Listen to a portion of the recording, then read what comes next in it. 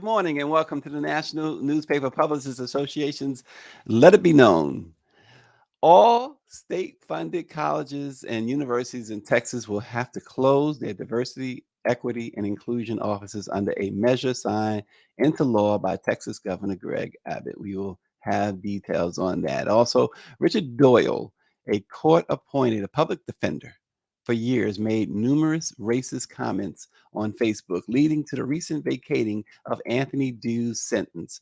The Massachusetts Supreme Court uh, vacated that conviction of the black Muslim man on the basis of racist comments made by that lawyer. We're going to talk about that. And the U.S. Supreme Court is expected to decide by the end of this month, perhaps this week, the fate of race conscious collegiate admission policies, one of the major disputes, also including cases involving LGBT rights and student debt forgiveness, still yet to be resolved as the justices speed toward the end of their current term. And also next week, the Black Press formally celebrates 196 years at the NNPA's summer convention in Nashville, Tennessee. We will tell you about who will be there. All this and more right now on Let It Be Known. First and foremost, Power 96 has an issue this morning. He says, Mayor Sylvester Turner of Houston, according to Mayor Sylvester Turner of Houston, CNN dropped the ball on their Juneteenth celebration. He says CNN failed to mention the city of Galveston while discussing Juneteenth. That is incredible for a news network to not. And if they're going to do this big package on Juneteenth, and they're in Texas, and they don't mention Galveston, that's interesting.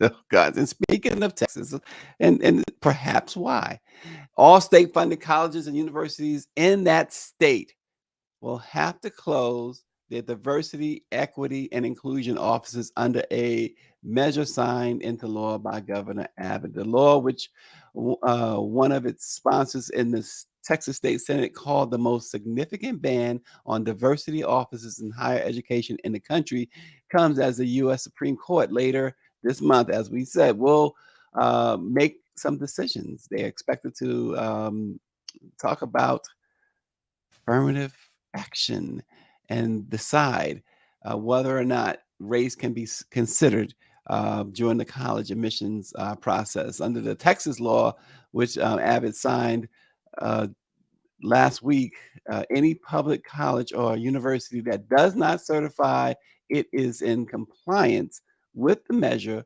would not be able to spend state funds allocated to it. It also mandates that state officials every 2 years through 2029 conduct studies to gauge the impact of the law on students broken down by race. It will look at the rates of applications, acceptance, matriculations, retention, and graduation, along with grade point averages. The law does not explain the reasoning for conducting these studies, which is interesting, of course.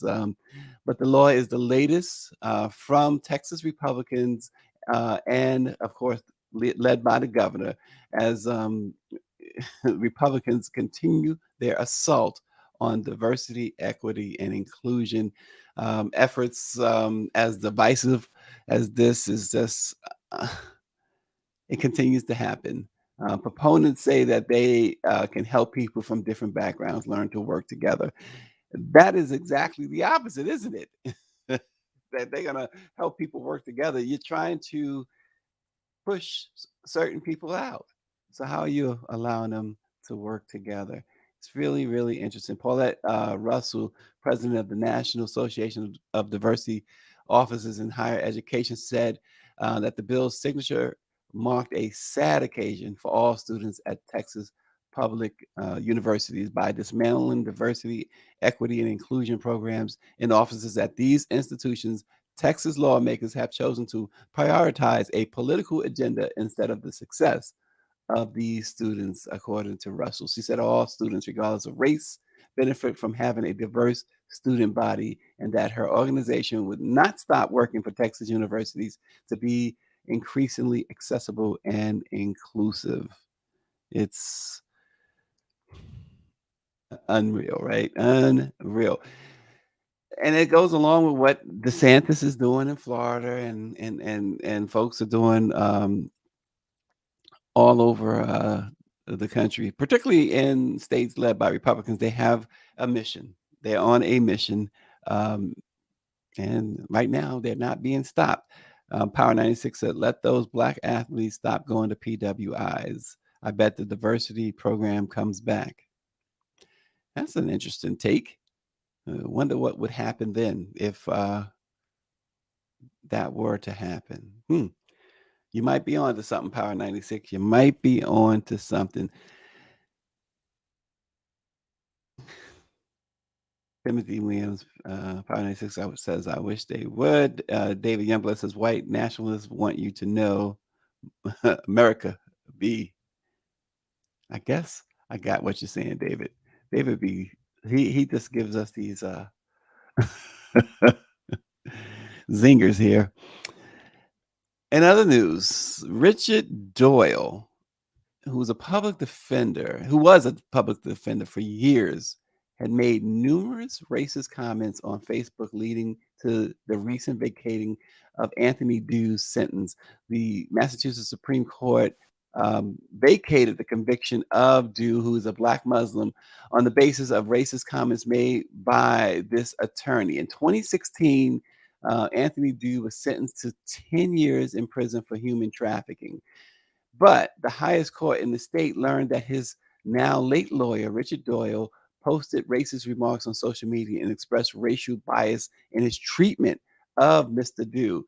Dew was indicted in 2015 on 19 charges, which included 5 trafficking counts and 1 rape charge. But Doyle, who was the court appointed attorney from 2014 to 2017, made numerous racist comments saying things like indigent, I'm sorry, and and facing multiple felony charges. To defend, this is what he writes: indigent and facing multiple felony charges. The defendant was appointed counsel who openly posted on his. So I guess this is what the Supreme Court decided. Um, Openly posted on his social media account his vitriolic hatred of and bigotry against persons of the Muslim faith. So he's representing Mr. Dew, who's a Muslim, but yet he hates Muslims. And so the justices go on to write that his unabashed anti-Muslim rants were matched only by his equal scorn for and racism against black people. During one of their first meetings, Dew wore a kufi, which is a Muslim prayer cap, and Doyle told him to take it off. "Don't come in this room like that ever," is what he told his client. Doyle died in 2021, and that year, um, the Anthony Dew found the derogatory Facebook post that he had made about Muslims. He made a request for a new trial in 2022. A lower court rejected it, but when Dew's motion went to the higher court, justices there decided that there were enough grounds to throw away his sentence. He was released on parole just last week, and the office of the Suffolk County District Attorney is deciding whether or not to pursue a new trial. The anti Muslim and racist sentiments expressed by this defense attorney are reprehensible, said James Borgani, the Suffolk County District Attorney spokesperson. He says, "While we vigorously pursue convictions in every prosecution we bring forward, we recognize the societal imperative of effective and unbiased representation for all defendants." Timothy Williams says the court system knew about Doyle. And here's the problem. Once again, so this guy was on serious charges here. And in their decision, they're not referencing guilt or innocence. They're not referencing the crimes, the alleged crimes, the crimes for which he was convicted of. Um, and yet they only reference these racist Facebook posts, which I, apparently leads to the suggestion by the court that um, Mr. Dew did not get fair representation. It doesn't, the problem here is you have this is where racism backfires, right? The hatred backfires because this guy could be guilty of human trafficking and rape. These low life crimes, these horrendous crimes, in which, if he is guilty, he should be spending the rest of his life in prison. But because you had a racist lawyer, the guilt and innocence here is not even on the table. They said, well, you're free to go.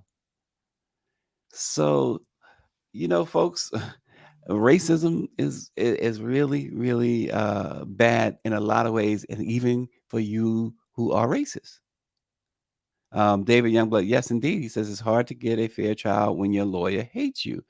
Um, but this guy could be roaming around. There's nothing against, well, I won't even couch it like that. But this guy could be roaming around as a human trafficker, a rapist, and yet his lawyer, because his lawyer is a racist who did not put up a defense. Why did he just recuse himself? He could have got another public defender to do that. I guess, folks, here the simple answer is, y'all know y'all got to stay out of trouble. Don't put yourself in the hands of the U.S. criminal justice system. And that is not.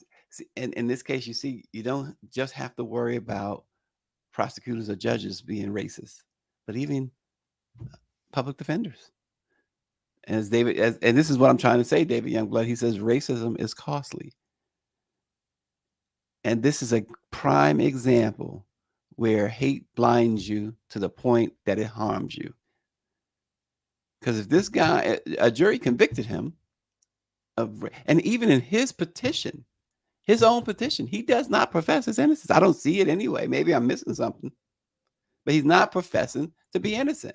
He's professing, he's proclaiming that his lawyer was racist, and everybody can agree the lawyer was racist.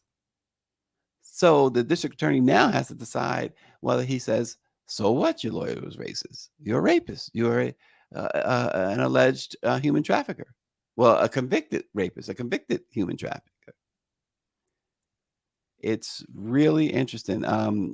Power 96, he probably stayed on the case so his client could be found guilty. And absolutely, absolutely, I can see that scenario. Absolutely. Very interesting case. It's just like we talk about police reform, and you've had cases where they've had to free dozens of people because a detective went rogue, and so all his cases are tainted.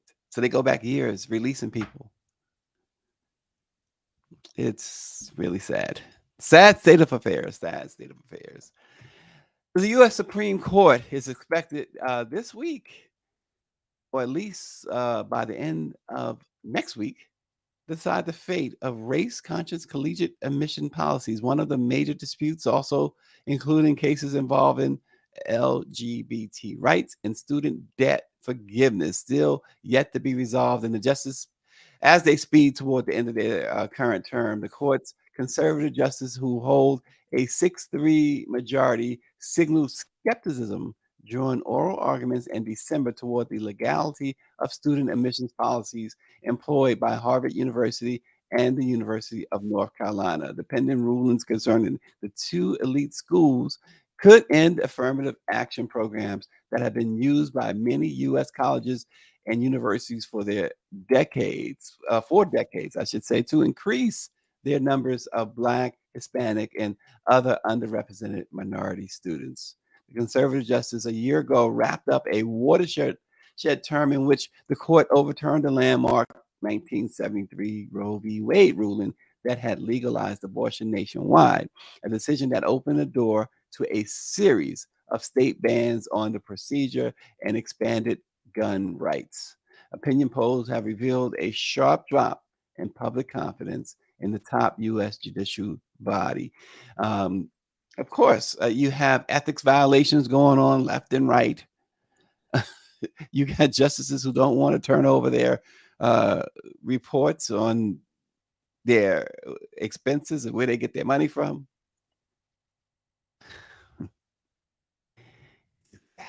folks. It's exasperating. But against that backdrop, though, the court is again poised to decide cases with the potential to reshape key areas of law and impact life for millions of Americans. The court began its term in October and typically finishes out in June each year. The court already has ruled in two major race related cases. In a 5-4 ruling on June 8th, it found that a Republican drawn electoral map in Alabama violated a federal law which prohibited racial discrimination in voting.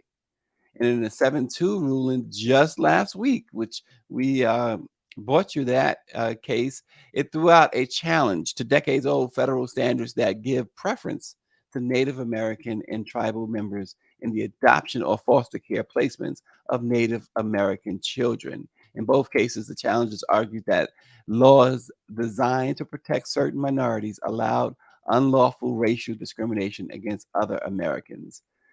In the student admissions cases, of course, the challengers are a group founded by anti affirmative action activist Edward Blum. They accused the two schools of discriminating against white and Asian American applicants. Have to pause there because that just it just irks you. David says we've allowed the opposition to affirmative action to define what it is instead of it being the remedy to the 400 years of set asides exclusively for white men it originally was. Yeah. And that's that so that happens and has been happening a lot, as David just broke it down. The distractions are plentiful, and it really it makes you take it well, in a lot of cases, it's led to people taking their eye off the ball, and David just nailed it there. And I'll repeat, in case you guys are not reading what David wrote. He says, "We've allowed the opposition to affirmative action to define what it is, instead of it being the remedy to the 400 years of set asides exclusively for white men it originally was." So that really, when we talk reparations, that is a part of it, right there, right there.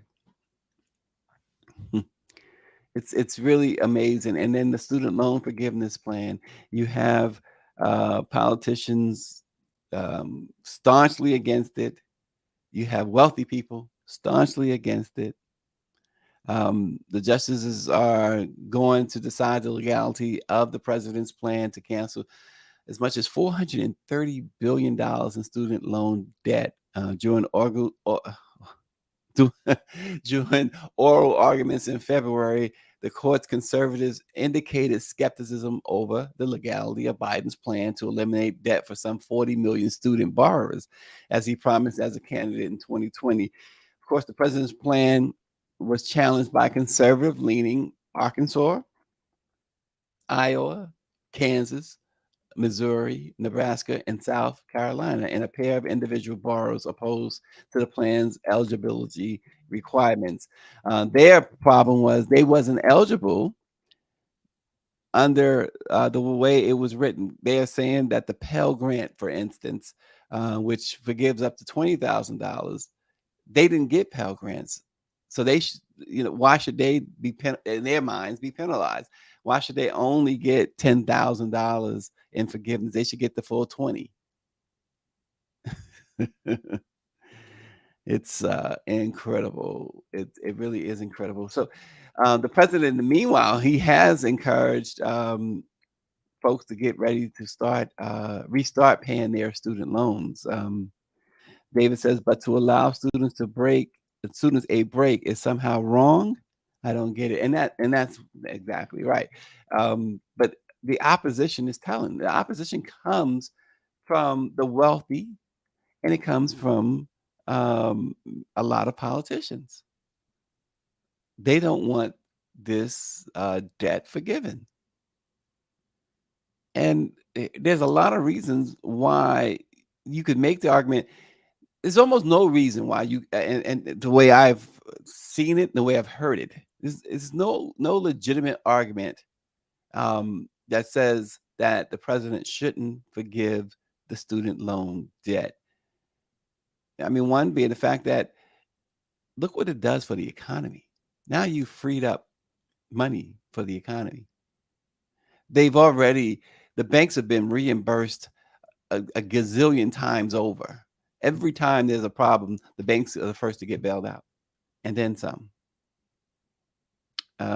We can go on with that and go on and on. But Power 96 says, look at numbers about affirmative action. White women and Asians benefit the most. And once again, it becomes a cut your nose off to spite your face type deal. David says, we just bailed out 3 banks this year, but no to student debt. Exactly what I'm saying. Exactly what I'm saying. Bobby Henry, the West Side Gazette publisher, and he says it appears that everything which is set up to bring some sort of semblance to what equality looks like is being challenged, struck down, with laws being created to make us less than being a human being. Yeah, it seems to be the goal, Bobby. Bobby, the West Side Gazette, looking forward to the conference next week in Nashville, Tennessee. And speaking of, Tennessee Democratic State Reps Justin Pearson and Justin Jones will receive the 2023 NNPA National Legacy Awards at the National Newspaper Publishers Association's Summer Convention in Nashville next week. The conference kicks off next Wednesday. Minnesota Attorney General Keith Ellison, who successfully prosecuted all the officers involved in the murder of George Floyd and penned a new book about the experience, will serve as the keynote for the week's proceedings. He'll give a keynote address next Friday during the Legacy Awards. The theme of the conference, the Black Press of America, amplifying progress, excellence, and voices of Black America.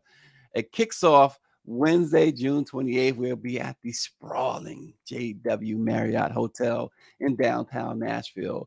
A chairman's reception is planned Wednesday evening at the National Museum of African American Music. The NNPA Fund will host its annual Messenger Awards on Thursday, June 29th, recognizing the best of Black-owned media. And a civil rights tour and presentations by Chelsea Lenora White, Tina Zhao, and Keith Collins will serve as additional highlights of the conference. Grammy winner Keith Washington will perform at the annual Legacy Awards dinner on Friday, June 30th.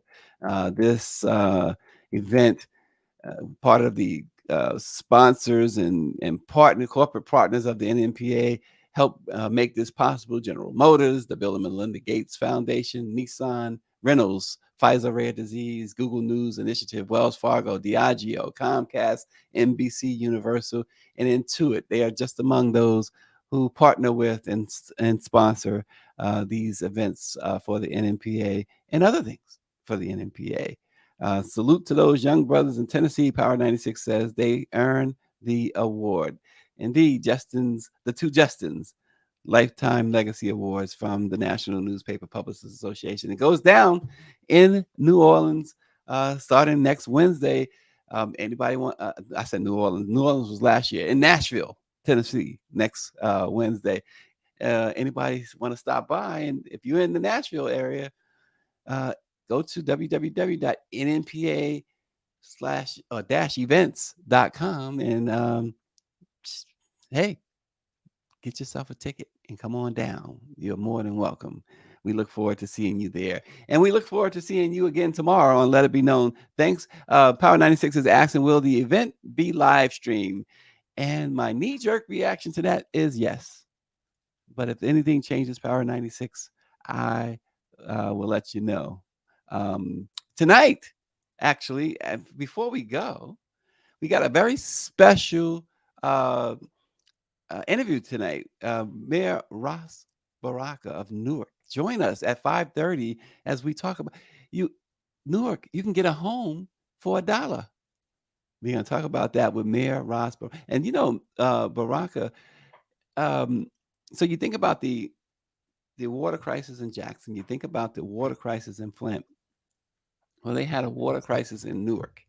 And Mayor Baraka said, I'm not waiting for the federal government to take care of this. Not that Flint and Jackson did. He says, "I'm gonna do what I can, and what I'm gonna do everything possible. We're gonna get this straightened out." And now they have some of the better water on in the Northeast, in Newark, New Jersey. This guy works hard for Newark. But tonight, 5:30, right here, join us for an interview with Mayor Ross Baraka of Newark to talk about how Newark residents are now being empowered with a $1 home. That's some that's some legendary stuff what they're doing. So we're gonna talk about it tonight, 5:30 live right here. So join us tonight, and of course, always join us in the morning too. We'll see you then. Thanks for joining us.